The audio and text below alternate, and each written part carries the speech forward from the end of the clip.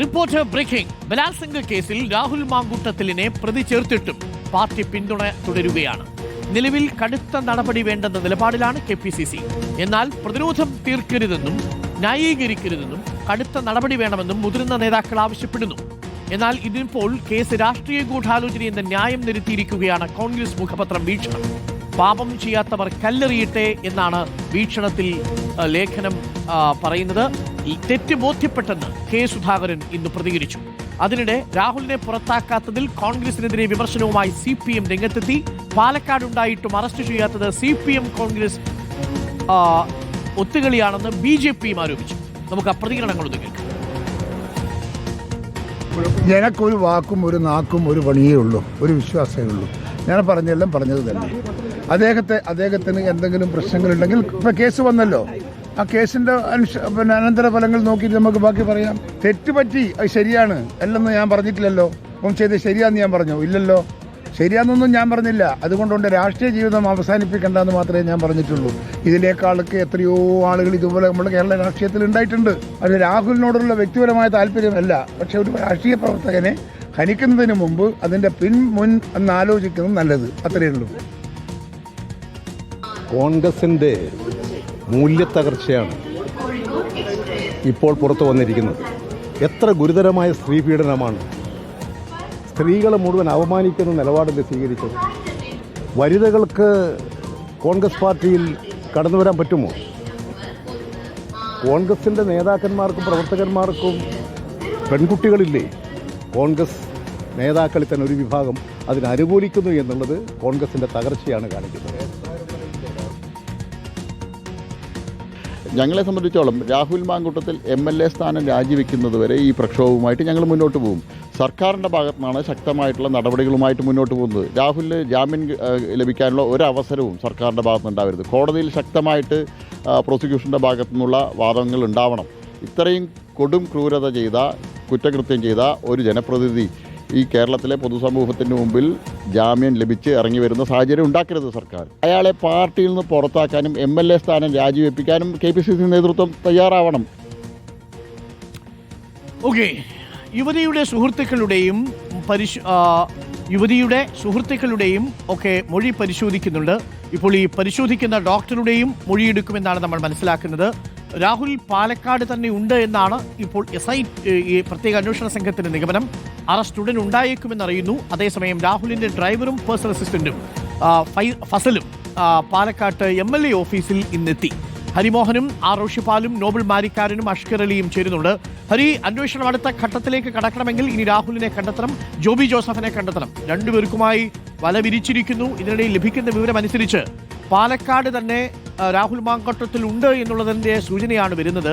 അങ്ങനെയാണെങ്കിൽ എത്രയും പെട്ടെന്ന് രാഹുലിനെ കസ്റ്റഡിയിലെടുക്കുക, ഒപ്പം യുവതിയുടെ സുഹൃത്തുക്കളുടെ മൊഴിയും യുവതിയെ പരിശോധിച്ച ഡോക്ടറുടെ മൊഴിയും രേഖപ്പെടുത്തുക. അതായിരിക്കും അന്വേഷണ സംഘം ചെയ്യുക. വേഗം കൂടുകയാണോ അന്വേഷണത്തിന്, ഹരി? തീർച്ചയായിട്ടും അരുൺ, അന്വേഷണത്തിന് ദ്രുതവേഗം കൈവരിക്കുകയാണ്. പ്രധാനപ്പെട്ട ചില മൊഴികളിലേക്ക് കൂടി കടക്കുന്നു. ഒപ്പം തന്നെ രാഹുൽ മാങ്കൂട്ടത്തിലിനെ അറസ്റ്റ് ചെയ്യാനുള്ള തീരുമാനത്തിലേക്ക് കൂടി അന്വേഷണ സംഘം എത്തുകയാണ്. അതായത് ഇന്നലെ രാത്രിയോടുകൂടിയാണ് പ്രത്യേക അന്വേഷണ സംഘം ഇതിൻ്റെ എല്ലാ വിവരങ്ങളും, അല്ലെങ്കിൽ ഇതുവരെ നേമം പോലീസായിരുന്നു അന്വേഷിച്ചിരുന്നത്, അവരുടെ കയ്യിൽ നിന്ന് പൂർണ്ണമായി വിവരങ്ങൾ ശേഖരിച്ചു. ഇനിയിപ്പോൾ അടുത്ത നീക്കം എന്നുള്ള രീതിയിൽ അന്വേഷണ സംഘം കാണുന്നത്, ഈ ഗർഭചിത്രത്തിന് ശേഷം വളരെ മോശം ആരോഗ്യാവസ്ഥയിലായിരുന്നു യുവതി ഉണ്ടായിരുന്നത്. ആ സമയത്ത് പരിശോധിച്ച, ചികിത്സിച്ച ഡോക്ടറുണ്ട്. ആ ഡോക്ടറുടെ മൊഴി രേഖപ്പെടുത്തി ബാക്കി തെളിവുകൾക്ക് കൂടുതൽ ബലം നൽകുക എന്നുള്ളതാണ് ഉദ്ദേശിക്കുന്നത്. മറ്റൊരു പ്രധാനപ്പെട്ട കാര്യം, ഈ വിഷയങ്ങൾ അറിയാമായിരുന്ന യുവതിയുടെ സുഹൃത്തുക്കളുടെ മൊഴി കൂടി രേഖപ്പെടുത്താനുള്ള തീരുമാനത്തിലേക്ക് അന്വേഷണ സംഘം എത്തിയിട്ടുണ്ട്. ഒപ്പം തന്നെ നേരത്തെ രാഹുൽ ഒളിവിൽ പോയിരിക്കുന്ന വിഷയത്തിൽ അന്വേഷണ സംഘം എടുത്തിരിക്കുന്ന ഒരു തീരുമാനം അറസ്റ്റ് വൈകേണ്ട എന്നുള്ളത് തന്നെയാണ്.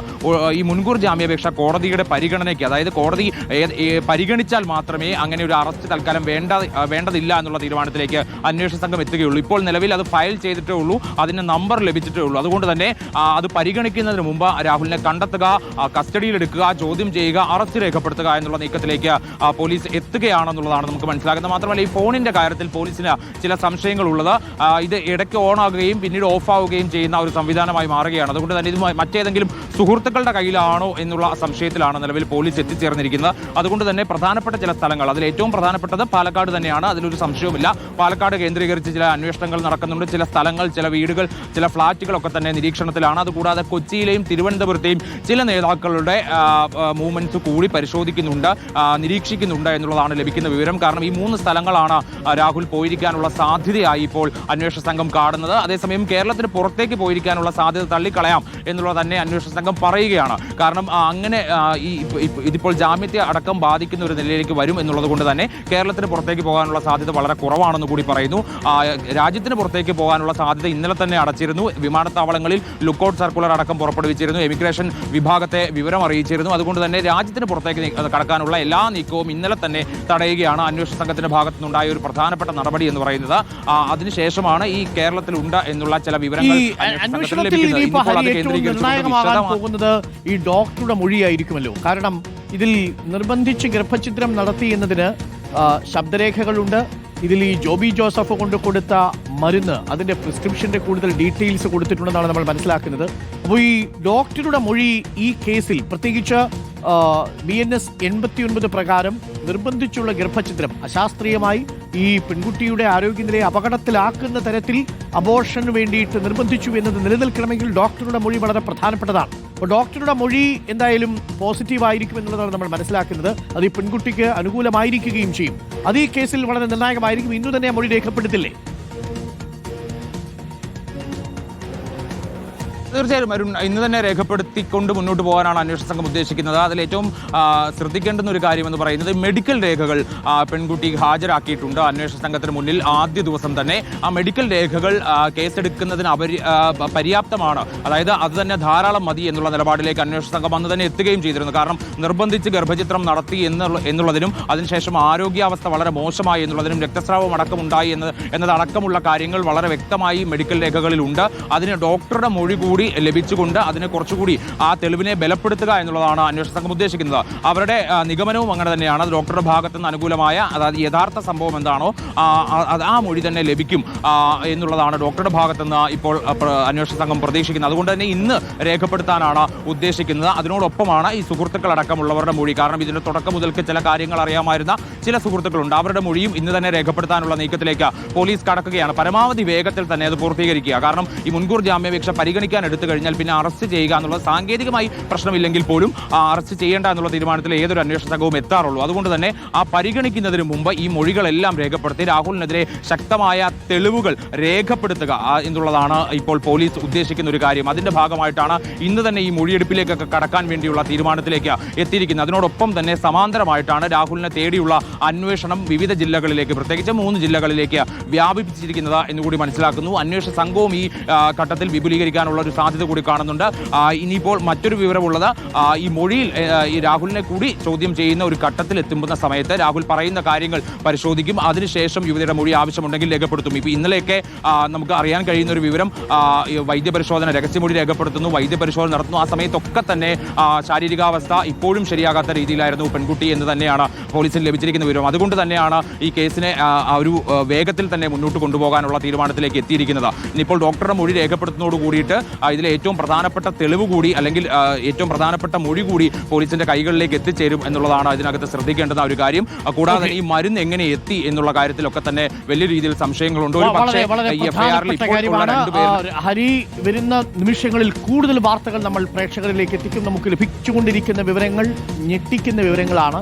മൊഴിയിലുള്ള വിവരങ്ങളും ഒപ്പോൾ നമുക്ക് ലഭിച്ചിരിക്കുന്ന വിവരങ്ങളും പ്രേക്ഷകരിലേക്ക് അല്പസമയത്തിനുള്ളിൽ എത്തിക്കും. ഹരി ഇപ്പോൾ പറഞ്ഞതുപോലെ ഈ ഡോക്ടറുടെ മൊഴി നിർണായകമാണ്. ഹാജരാക്കിയിരിക്കുന്ന മെഡിക്കൽ രേഖകളിൽ നിന്ന് ഞെട്ടിക്കുന്ന ചില കാര്യങ്ങൾ കൂടി വരുന്നുണ്ട്.